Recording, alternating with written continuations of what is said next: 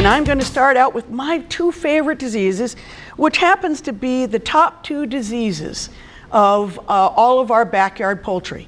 So this is the disease list that I'm showing you, and this pretty much goes across the United States and in Canada. Mexico's a little different because they have continuing problems with avian influenza.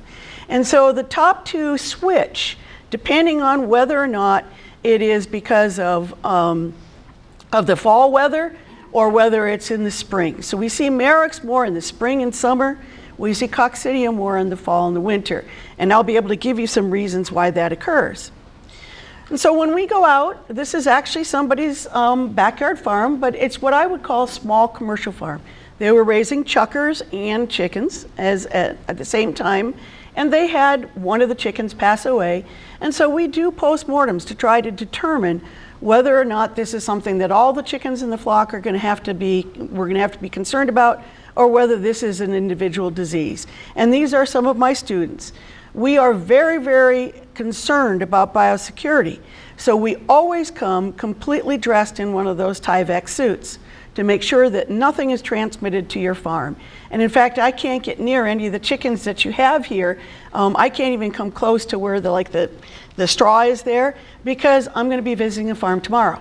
And it's extremely important that I stay clean and not bring diseases out, which is also the reason why I can't own chickens or any kind of poultry or pigs, or any birds at all, because I might be able to transmit diseases from my fowl to someone else's. So also what we do is we do avian influenza testing, and we can give you the results right on the farm. And we do this, it is again no charge, and for those of you that have to go to shows in other states, this is a requirement for a lot of the shows. We also can do PT testing, we also can do mycoplasma testing. The only charges that that incur is if we have to bring something back to the laboratory. So this is one of my students, and she is actually investigating this chicken. She's looking at the breastbone to see if the chicken has proper weight, because we want to have proper body condition in our chickens. We don't want to have them be too hefty. We also don't want them to be too skinny, because that can indicate to us some of the diseases. So Marek's disease. It is a herpes virus, and if you know anything about herpes virus, herpes is forever in all species, and so it will never go away. And once you have it on your farm, extremely difficult to get rid of. And these are my top 3 reasons why I see Marek's disease. One is that there's no vaccination. And the farm we went to on Friday, it was interesting. This is the first time I've heard this excuse for not vaccinating. And this excuse that the woman gave me was that she'd read a paper in Science. It was actually written by one of my colleagues and mentors. My expertise is actually in Marek's disease. And it was writing about how in commercial industry, we've had to change the type of vaccine that we've used, because the virus has adapted to our vaccines, like all viruses do. That Marek's isn't as bad as influenza. As you all know, that it's a different influenza virus every year that you must get. And that's because that virus mutates quite rapidly. And that mutation, we have to determine what kind of vaccine is going to be best for it. Marek's disease, it's a lot longer, 10 to 20 years it takes for it to figure out, hey, well, you know, this vaccine is preventing us from being able to do our thing, so maybe we should change a little bit and try to go away from the vaccine. We don't see that in the backyard world because the pressure isn't there. The numbers of birds and the fact that we put birds, our commercial birds, are vaccinated, usually used to be at hatch, and then placed into an environment where there's dander that might contain Marek's. That was the reason for doing embryo vaccination, so we could vaccinate them in ovo at 18 days of embryonation, so by the time they hatch, they're already protected. And so that's like I said, all broilers are vaccinated that way. Layers, we can't vaccinate that way. And the reason why we can't vaccinate that way is because half of our flock has to be euthanized at hatch. And that's all the males, because males don't lay eggs. And you can't grow out males for food because they're too skinny. They are destined to become layers. And people can't adopt all the layers that we have, all the males, because we go through maybe at one hatch 500,000. So I don't know of very many people who would want to adopt 250,000 male roosters. And so they're actually used for food, and predominantly they're used for zoos and for places that have raptors, our birds of prey, and it's also used for mink or for other small, like zoos. Indianapolis Zoo, it uses it for feeding their meerkats, for other varieties, small mammal varieties. So that in that particular case, we can't use it. So we deal with the same kind of problems that we see. So in backyard industry, we use a different kind of vaccine. And that has not ever gotten to the point where I've seen resistance develop to the vaccine. So you can be rest assured, and I tried to convince the young woman on Friday to rest assured that that's okay. What I generally hear is that Marek's is only in commercial birds. This is not true. I hardly see it in commercial birds because the vaccine's about 99.5% effective. I only see it now pretty much in birds that are our backyard birds. And so I'm going to continue. Poor biosecurity. Now, what does poor biosecurity mean? Poor biosecurity means that you allow people on your farm that have come from another farm, and you allow them to go right back and handle your chickens without having them wash their hands, without having them step into a boot bath, without having some kind of protection. And this virus is transmitted by dander and feathers. So you can easily see how dander could get in somebody's hair and then be transmitted to another place. And so this is actually a very important virus for a variety of reasons. It's got a worldwide distribution. There isn't a country that's free of this. And before vaccines occurred, which was in 1969, was the first vaccine, before we vaccinated, we couldn't raise commercial poultry in the groupings that we do now because it was an explosive disease. We saw outbreaks between about 8 and about 14 to 16 weeks of age. And we can see these outbreaks still in countries that may not have access to vaccines. We can possibly see it. We know we see it in quail, and I can say that I've seen it in pheasants, but it hasn't been proven. We don't see it in turkeys.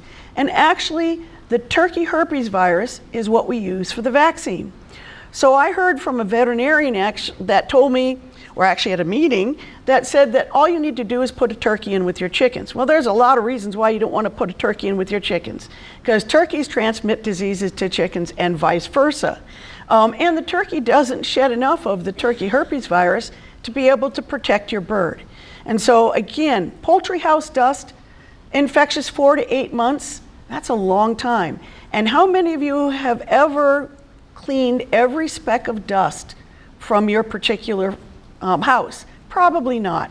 I've seen some houses that probably dust is not the main reason why the houses are dirty. Usually in the winter, usually because somebody has children that didn't want, sorry kids here, I don't want to be malign kids, but usually it's because it was the kids' job and they don't do it. I know that perfectly well. I have cats. I have cats because I love cats, just as much as I love the chickens, but also because my daughters wanted cats. Who gets to change the cat box? Who changed the cat box from day one? I mean, there was a lot of loss of interest as soon as they realized that cats had to poop in a box. They loved the cats, but not changing the cat box. So another interesting fact is that vaccination doesn't prevent carriers. So the vaccine virus circulates permanently in the bird, again, because it's a herpes virus, as well as the field virus. So the birds can get both, and that circulation will be for life. The vaccine prevents them from coming down with the disease. That's what the vaccine does. Doesn't prevent infection. So vaccinating your bird doesn't mean that if you bring in new birds, that those older birds that you vaccinated can't shed onto the virulent virus onto your new birds. So the first thing that I generally see with Marek's in backyard flocks is a big crop. And I've heard a lot of reasons. I usually get the calls, well, we got grass crop. We've got, big crop from the bird just eating too much or anything along those lines. It's If you have grass crop, it's pretty rare that birds will eat enough grass to be able to impact their crops. Pica is what we call this, and pica is having an abnormal appetite. Have any of you seen that? Oh, my daughters used to watch it. It's about weird habits that people have, weird addictions that people have, and some people are eating like nail polish. Oh God, that sounds horrible. Well, chickens, that's a pica. If you have a weird addiction to something to eat, then that's a pica. And so those of you that have horses know about cribbing. That's one where they develop an appetite and they're stressed, and they'll start biting the wall. They'll start biting the stall walls and the gates and everything, and that is a pica. Rarely do birds get that to eat grass. There's not, I mean, they'll eat a little bit of it. All you know that they do because they strip your lawns clean. A lot of people say to me, we didn't know chickens made the lawn bare. And if anybody sees pictures of chickens on a nice grassy lawn, that's bullshit, because that grassy lawn will not be there very long. So what happens then, why do they get these big crops? There are two reasons, Marek's being the first one I think of, and it's because food moves through because the nerves tell the food to move through. It tells the intestine to contract and to be able to move food, and it's called peristalsis. Well, when you paralyze the nerves, which is what Marek's does, then that food cannot move through, and it's stuck there in the crop. The only other one is candida or crop mold. And candida usually is because you haven't been paying attention to those waters, and you haven't been cleaning it out. If you've got a lot of biofilm in your waters, then mold and yeast can grow in that water. And what happens is the birds get the yeast into their mouths. Candida is like diaper rash, or foot rot, or athlete's foot. And see, my daughters are kind of weird because they grew up with a mother who's a pathologist and who brought them everywhere because I wanted to spend time with them. And I started out when they were tiny, old enough to walk pretty much to help me with postmortems, which my daughters say, with that kind of weird upbringing that they're lucky they're normal, sort of. And that sometimes people look at them really strange. And so my daughters learned all about athlete's foot. And then we were out, my youngest was about 5, and we were out at a pool with my youngest and her friend, and we were in the shower, and of course we had in the pool shower, and we had our shoes on or our flip-flops on, and then her friend started sitting on the floor and putting her hands on the floor.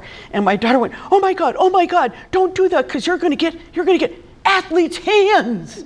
And I went, oh dear God, this is probably not something that I should have said. But at any rate, it's the same organism.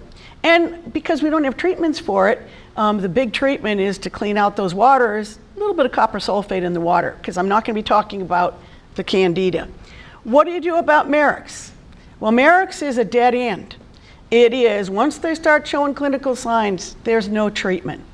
And so when I see a bird like this, what I generally say, and you tip it on its side, all that material is going to come out, that we have a guarded prognosis, because usually it's about a month or so, and these birds will succumb to the Marek's. So there is no treatment. There's no cure for the Marek's virus. You can put, and those of you that are old enough, and probably heard me say this last time, you can put a cross your crop bra on. So those of you that remembered Cross Your Heart, Playtex had the Cross Your Heart bras, same sort of thing. You cross it with an elastic wrap. Please do not put it so tight that you strangle your chicken. And then that'll push the food through mechanically, or you can massage it down. But still, there is no cure for Marek's, and the bird will eventually succumb. Sour crop is the term that we use for the candida, the yeast, so that can be due to the candida. But people confuse all crop enlargement as being due to candida or sour crop. And yes, Marek's is a big player in that as well. So if you had a sauerkraut bird that died shortly thereafter, probably wasn't sauerkraut. Sauerkraut's usually not fatal, and you can change it by, like I said, scrubbing out your waters. You can put a little copper sulfate in the water, because that's what you do for birds that have mold in the grass. And it's kind of, with Marek's, it's not as stinky. With the yeast, it is really stinky. You can actually smell like you would for diaper rash. You can kind of smell that yeasty smell that kids get for vaginal yeast infections. You can get, it's the same organism. So that's how, and I certainly would, if you have a big crop bird, I would go ahead and treat for grass crop or sour crop, and I go ahead and treat with a little bit of copper sulfate, clean out your waters. But remember, it's possible that's not going to do you much good. And so this is the other thing that we can occasionally see. So if you look at a bird's eye, most adult chickens should have a copper-colored iris. And so that's the colored part of the eye. And the pupil is the round part of the eye. And so that should be nice and round. What happens is the virus actually attacks the cells in the iris. And so that iris becomes a grayish blue in an adult. But even more importantly, it changes the shape of the pupil. And when you shine a light into the bird's eye, that pupil won't contract. You remember, the pupil's supposed to contract so too much light doesn't get back to the back of the eye, to the retina. And that won't happen with Marek's because that has actually taken over that iris. And so this is a bird, one of my backyard, and he'd won best in show. And I came out and took a look at him and said, oh my God, he's got Marek's, because look at the shape of that pupil. That was after I was shining a light in the eye. And the pupil is kind of a rectangular shape. And so I counseled the person, and sure enough, a month later, the poor bird died. She was obviously quite upset because he was one of her favorite and top-of-the-line birds. One of the things that we also see in birds is what I call the fencer stance. So they'll have one leg forward and one leg back, or they'll have one wing forward and one wing back. And that's because Marek's will paralyze the nerves on one side of the bird and not on the other. And so it can only be one leg or one wing. And so that's how you get dragging of a single leg. So that's another one of the signs that you would look for. So we were out at another farm, this was up in northern Indiana, and we'd had a pretty big grass crop. And I'm sorry, these pictures aren't the clearest picture. Pretty big, what was called grass crop, round crop. And this was because I was taking them with my phone. And what we found on this bird is what you see here. And this is, I hope none of you are really upset by postmortems. But when you do a postmortem on the bird, this is the nerve that innervates the leg, the sciatic nerve. Remember, a lot of you may have had sciatica where it's really painful. Well, that's kind of how it feels in the bird as well. And so the bird was dragging its leg, and that nerve became very swollen and fat and lost its ability to move the leg for the bird. This is another bird, and I'm not sure I can use so this is the breast muscle. It's all white and lumpy. If you open up a bird to eat, I mean, if you're processing a bird and you see this, probably don't want to eat it. I mean, it wouldn't kill you because the bird herpes won't affect you, but it's pretty disgusting looking. And this particular bird here was a bird that a person was, he was raising birds to breed, so he had them all wing banded with a little, like, you can see the paper band there, or it's actually plastic band, like you have for clothing. It's attached by a little thing that hangs down. It's a little safer to use that than the old metal bands. And his bird got Marek's. And so the Marek's virus caused tumors all throughout that muscle, and it got big and white and lumpy. This is the inside of a bird, and those are kidneys, those lumpy things that are right in the middle. They should be a nice brick red color, and they should be nice and small within the backbone. And these are all raised up and outside of the backbone. So again, there is no treatment for Marek's disease, and we recommend vaccination at 1 day of age or in ovo. Now, what does that mean for you? I'll leave it there. What it means is the vaccine is available, and you can buy it yourself. And it is through Zoetis is the company, and it's a freeze-dried vaccine, meaning that you have a bottle that has a little cake, looks like a pancake in the bottle, and then you mix it up with a bag of diluent, which is like a bag that you would hang for an IV, and then you take out the proper dose and you inject it into each chicken in the back of the neck under the skin. It's a pretty easy vaccine. What's cool about this vaccine is that you can overdose it. You could give all 1,000 doses to one bird and not harm them. It's very rare for vaccines. And that's, so you don't have to worry about vaccinating and accidentally harming the bird. And the reason is because the vaccine, the difference between the amount of vaccine that you put in, even if you put in a whole lot of vaccine, of course, if it's a baby bird, you wouldn't be able to put 500 mils in the back of a baby bird's neck without making it look really awful, and you would know you were doing something wrong. But the reason is that it's a threshold virus. As long as you get over the threshold, which is about 500 virus units, then it'll replicate in the body so fast that even if you gave 500 units or 1,000,000 units, you're still going to have 10 million the next day, no matter which way you started. So that's the reason why we can't overdose this particular vaccine. Now, I recommend that if you've never had Marek's in your flock, that you vaccinate the adults as well, which is totally different than any of my colleagues. And the reason is that everything's based on commercial industry when we talk about what disease research has been done. And in commercial industry, we know they're exposed as soon as they're placed in the building. We don't know that about backyard birds. And we don't know if the adults that we lose we are losing them because they just got infected as an adult, or if they had the virus from the time they were babies and developed an immunity and then just succumbed to the virus as an adult because they were stressed, or because it got really cold, or they got a stuck egg, or any number of reasons that can stress out an animal.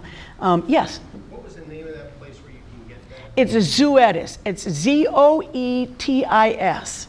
And it's the Cellfree Vaccine or freeze-dried vaccine. Yes? Would you administer it to the adults In the same location.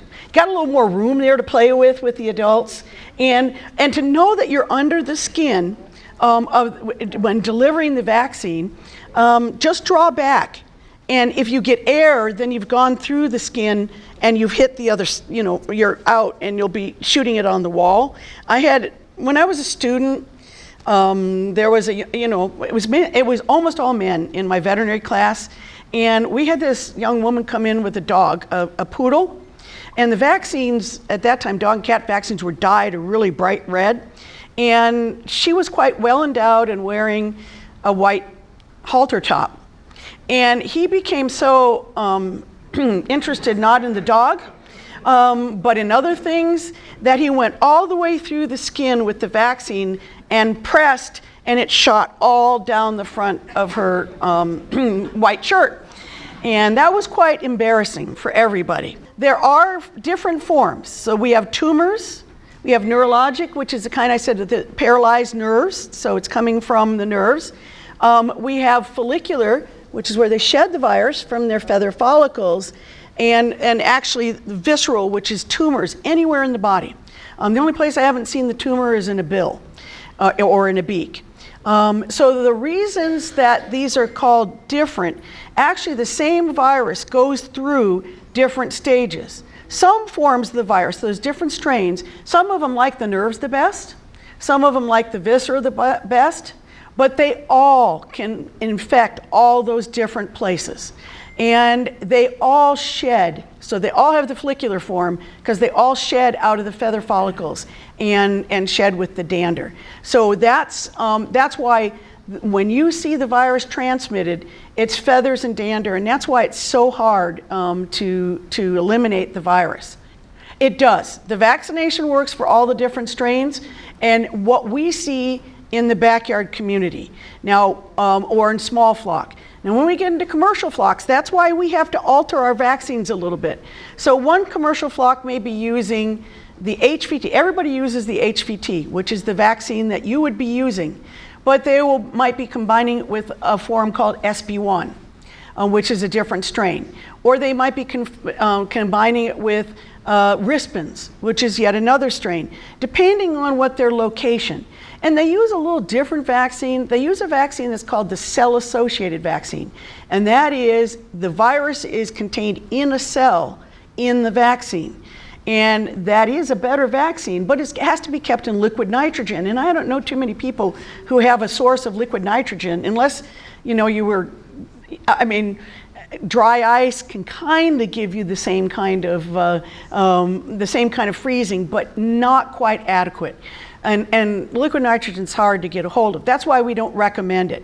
And it's also because if you wanted the liquid nitrogen vaccine, you'd have to have a veterinarian come out and actually vaccinate the birds for you. This is something that you could do yourselves, although we do this for people to show them the first time how to vaccinate. And like I said, it's a pretty easy thing. The vaccine's about $30, and actually the cost is the diluent. It's not the vaccine. The diluent, it has a lot of proteinaceous stuff in it to keep the virus happy. And the difference between the cell-associated that's in liquid nitrogen, when you mix that, you've got to use that within 2 hours, and it must be kept on ice. You have a little bit less of a strain with the cell-free in pancake virus, but you still have to use it fairly quickly, and I like to have it on ice rather than just holding it in my hand. And you cannot save it to the next day. It has to be done that day. None. There's no reaction to the vaccine unless it would be pretty hard to do, but if you were not paying attention and instead of just going under the skin, you went straight through the neck, you could paralyze the bird by going straight through the neck, obviously, the neck, the spine, but there's no vaccine reaction. This is one of our rarities, that we have a vaccine that has no reaction. And that's what's really exciting to me, is that this is worldwide probably our most important disease, and the one, and actually to give you a little history, Marek's was the first viral disease in any species that was known to cause tumors.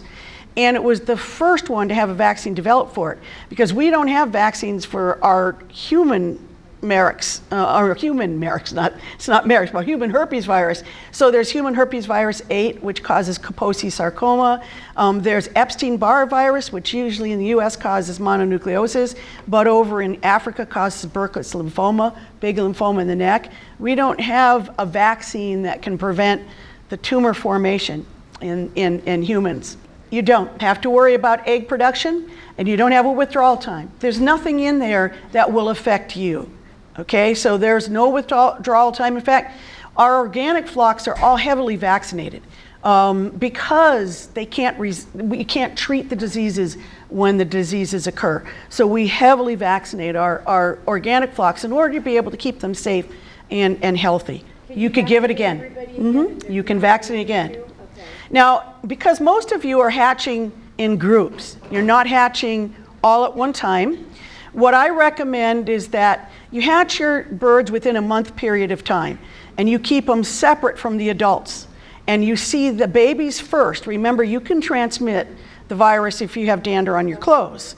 And so you see the babies first, and until you decide to vaccinate, let's say at 4 weeks, some will be 4 weeks, some will be 3, some may be 2, some may be at hatch, all right? So this vaccine's safe at any age. Obviously, we give it to embryos, and so it's safe for the embryos. And so it's, like I said, a very safe vaccine, no reactions, and so important. And if you're ordering chicks, please be absolutely sure to order them vaccinated. It's only like 15 to 20 cents, like from Murray McMurray or other sources, to ask for them to be vaccinated. So much of a safe thing to do. No, that's not true. Not true at all. And I actually worked with the Banty Club, and we vaccinated them in ovo. Because it was easier. Banties, you still can vaccinate. Use a smaller needle, and you have to be very careful that you don't go straight in, that you just go in under the skin. And it doesn't have to be back of the neck. You could vaccinate under the skin anywhere if you're a little worried about poking them in the back, in the neck. You could go under the skin over the ribs, and that wouldn't hurt them either. So. You could wait till they're older as well. So we were working with flocks of Banties that already had gotten Marek's, and so we didn't want to introduce new babies. That's why they were vaccinated in ovo. And again, the needle size, so in a regular size egg, we use a 1-inch needle and we just go straight down. And we leave the hole open. And they hatch fine. In fact, they actually hatch better because you've already started the hole, and we vaccinate them at 18 days of embryonation. And sometimes you'll hit them, and the vaccine will go into the body. That's okay. But sometimes they'll slide down the back of the head, and they'll come out with a reverse mohawk, which looks a little strange because we kind of stripped a little down off the back of their head. And so any of you, I've always wanted to have my hair cut into a mohawk and dye it red so I can look like I've got a comb, but my husband, I've gone a little too far on that one. The vaccine, the company is Zoetis. That's the one that's producing it now. It's Zoetis. And you should be able to look online and look for cell-free or freeze-dried HVT or Marek's vaccine. The reason is because in commercial industry, you'd be nuts to be vaccinating older birds because they've already been exposed. And once the babies are exposed, you're either going to lose them or you're going to keep them. And so if we start losing birds to Marek's in commercial industry, then we're losing them because someone didn't apply the vaccine correctly. And then I start doing some investigation because that's a big deal. If you haven't applied that vaccine correctly, there's a whole lot of other vaccines that you may not have applied correctly. And it happens now and then. It makes me pretty angry because this is a disease we can prevent. And so my colleagues are almost all commercial poultry veterinarians. They very rarely work with backyard people or small flock people. And that's why we're going by what we learned. And so I'm telling you from voice of experience, this is why we can go ahead and vaccinate and the adults. So again, it may not be any good. They may have already been exposed, but it won't hurt them. And you've got a full thing of vaccine, might as well go for it, right? One bottle will make a lot of vaccine. Oh yeah, 500 to 1,000 doses depending on the size you get. So I don't know very many people that have 500 babies. So, you just go ahead and vaccinate everybody, might as well. You can't, you're going to waste it anyway. It is exactly the same. Because it's, again, that threshold thing. No matter what the age of the bird, if they get over that threshold. And let me tell you, those vaccines, I told you the threshold is 500. Most of the vaccines have 4,000 to 5,000 virus units per dose so that they can make sure that they don't miss the threshold. In quail? Yes. Are the disease symptoms the same? The same. And this is interesting. I've done a lot of work. I love quail. I've done a lot of work with quail. Now, I don't recommend that you vaccinate quail unless you have them housed with your chickens. And then and if you get Marek's in your chickens, then you got to worry about getting Marek's in your quail. So we've seen it when they've been housed together or side by side. Property? Not generally speaking, because there's, first of all, it's pretty rare that a wild quail would come unless they're eating the food, and you should probably keep the food separate. All over my property. Well, then you're lucky. I love mountain quail and California quail and the little, anyway. I'm a big quail fan because I had a pet quail.